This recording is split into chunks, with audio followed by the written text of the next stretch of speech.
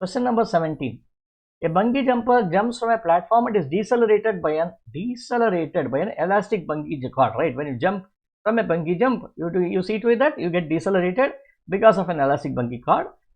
When the jumper makes the jump, its initial gravitational potential energy is converted into kinetic energy and into elastic potential energy in the cord. Exactly correct, because this is the initial potential energy of the jumper, mgh. But when it jumps here, what happens? Mgh converts into kinetic energy half mv square, and there is also something like your elastic potential energy, E plus EP, which is nothing but a half kx square. Okay, now what is the question? On which part of the jump are the three types of energy non-zero? Okay, so there one of them, none of them should be zero.